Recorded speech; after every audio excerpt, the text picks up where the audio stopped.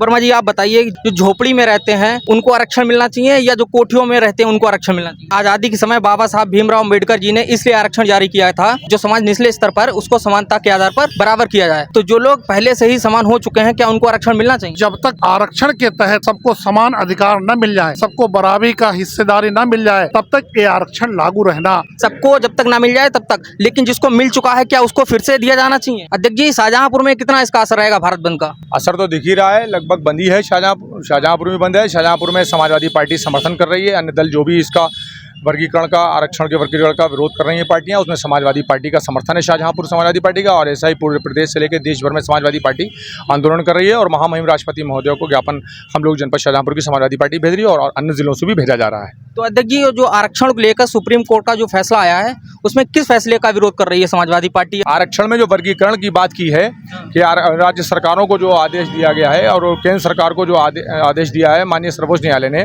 कि आरक्षण का जो है पूरा उसका सर्वे कराकर और आरक्षण को उसका वर्गीकरण लागू किया जाए, क्रीमी लागू किया जाए।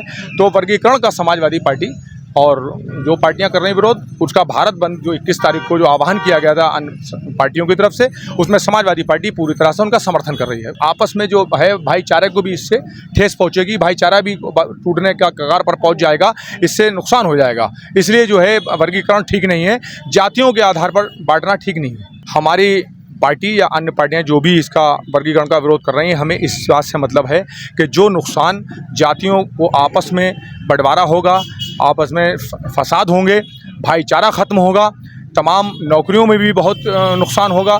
नौकरियों में बहुत से ऐसे हैं लोग नहीं पहुंचाएंगे, तमाम बीच से आरक्षण कुछ लोगों का ख़त्म हो जाएगा।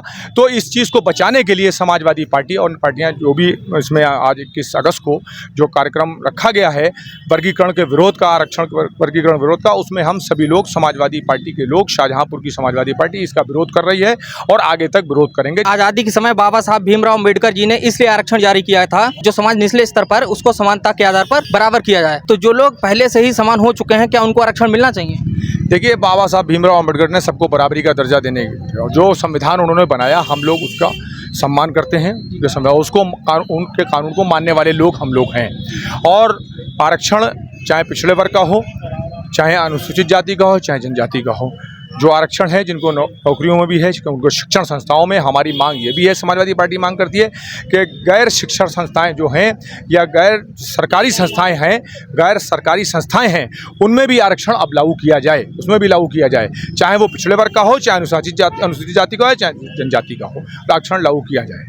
अच्छा वर्मा जी, जातीय जनगणना भी कराई जाए, जो समाजवादी पार्टी लगातार मांग कर रही है। और राष्ट्रीय अध्यक्ष माननीय अखिलेश यादव जी संसद से लेके सड़क से लेके संसद तक, विधानसभा तक लगातार मांग कर रहे हैं कि जातीय जनगणना कराई जाए। सरकार जातीय जनगणना नहीं करा रही है, वो समाजवादी पार्टी प्रबल इसकी मांग करती है। अच्छा वर्मा जी आप बताइए, जो झोपड़ी में रहते हैं उनको आरक्षण मिलना चाहिए या जो कोठियों में रहते हैं उनको आरक्षण मिलना चाहिए? जैसा कि अंग्रेजों की नीति थी समाज बांटो राज करो, उसी नीति के तहत इनकी मंशा अच्छी नहीं है। जो मंशा अच्छे ना होने के कारण हमारी पार्टी इसका विरोध कर रही है। हम समाज को बंटने नहीं देंगे। हम तो समाज तोड़ करके आपस में एक होना चाहते हैं, लेकिन जो मंशा है उस मंशा को हम लोग समझते हैं। हमको बांटने का काम, करने का काम ये पार्टियां कर रही हैं, ये लोग कर रहे हैं। देखिए, बाबा साहब की जो मंशा थी संविधान में सबको समानता का अधिकार देना, और जब तक आरक्षण के तहत सबको समान अधिकार न मिल जाए, सबको बराबरी का हिस्सेदारी न मिल जाए, तब तक ये आरक्षण लागू रहना। सबको जब तक ना मिल जाए तब तक, लेकिन जिसको मिल चुका है क्या उसको फिर से दिया जाना चाहिए? अभी तो ये मंशा ही नहीं पूरी हुई। अभी आरक्षण किस आधार पे देने का काम किया गया? शैक्षिक आधार पर, समानता के आधार पर, सामाजिक आधार पर और आर्थिक आधार पर। ये कोई भी आधार अभी पूर्ण नहीं करते हैं। अभी आप देखते होंगे किसी भी गरीब आदमी के यहाँ कोई कितना बड़ा अधिकारी हो, पूंजीपति हो, उसका कोई सामान्य बिरादरी का वर्ग का व्यक्ति कोई सर्विस और नौकरी नहीं करता है।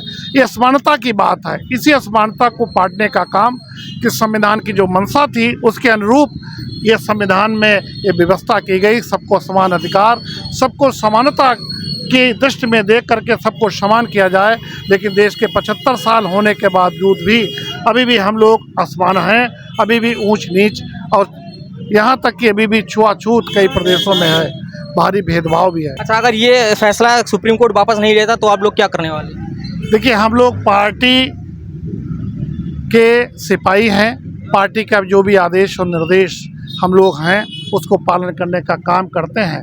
हमारे मुखिया का जो आदेश हुआ और हमारे जनपद शाहजहाँपुर के जो मुखिया हमारे भाई तनवीर भाई जी, इनके आदेश पर हम लोग यहाँ इकट्ठा हुए हैं और हम सब लोग समाजवादी लोग एक होकर के हमारी जो पार्टी की नीतियां हैं उस पर हम लोग इकट्ठा होकर के अपनी बात को शासन प्रशासन में पहुंचाने का काम कर रहे हैं। धन्यवाद।